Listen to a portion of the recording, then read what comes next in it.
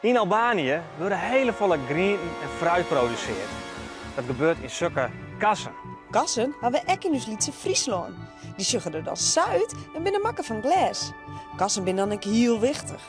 Een kas zorgt ervoor dat bijkelijks groenten de goede temperatuur hebben om zo goed mogelijk te groeien.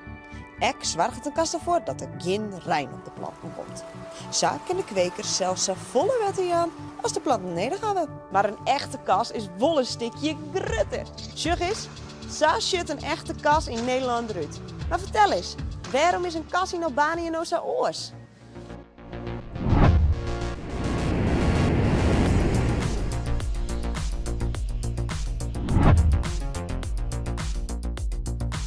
In Albanië worden hele volle groenten en fruit geproduceerd. Dat gebeurt in zulke kassen. En een groot verschil is, het hele volle met de hand in. Het is heel zwaar werk. Ik leer het eens zien, kom maar mee. In zo'n kas, je kunt het ontiegelijk warm wezen. Met name in de zomer, want Albanië is een heel warm land. En mag je je dan eens voorstellen dat je zo aan het werk bent.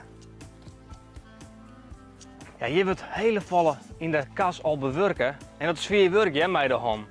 En nou ben ik eens wel benieuwd hoe zwaar het werk echt is. Ik zal het eens even vreetje in het Albanees. Përshëndetje. Përshëndetje. Ti po punon? Po, Është vështirë? edhe jam mësuar, po edhe është e vështirë. Shumë është me duart, hè? Nuk përdor traktor? Jo, vetëm punë krahu.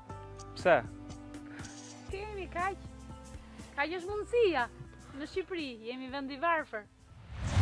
Ook hier plukken ze mij de haan, omdat de tomaten te kwetsbaar binnen om bij machines plukt te worden. Zolang de technologie nog net vier genoeg is om kwetsbare groenten te rispien, doen we het zelf nog met een schierke.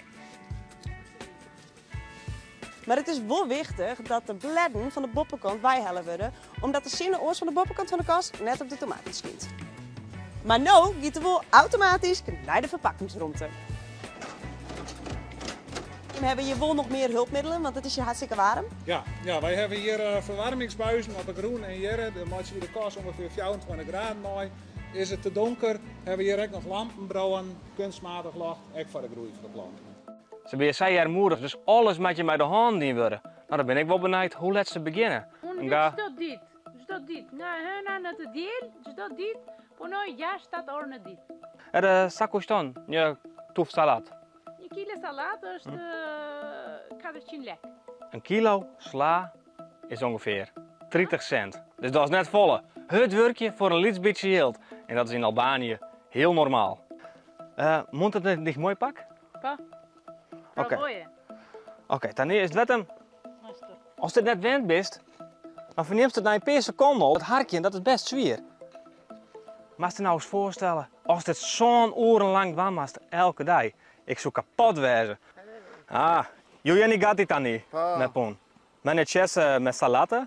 Po, të gjitha gjërat. Të gjitha llojet e perimeve dhe llojet e frutave ne kemi në fshat. Të gjitha domatet, kastravecat, bamjet, patlıxhani, të gjitha frutat, qershia, kumbulla, rushi, agrumet, portokalla, mandarina dhe më kryesori dhe gjithë ulliri. Kemi shumë vaj ulliri në fshat. Mund të provoj pak? Patjetër, është bio. Het is hier alweer hartstikke biologisch. En je kunt saf van het loon opeten. Beter wordt het toch net? Zo, dat binnen in die wel hele lange werkdagen. Gelukkig is dat in Nederland oors. Want een trochsnee kasmijwerker werkt je tussen de 36 en de 40 uren in de week. Wat voor een griet of pistool nou eigenlijk lekker? Drop het in de comments, dat is lekker.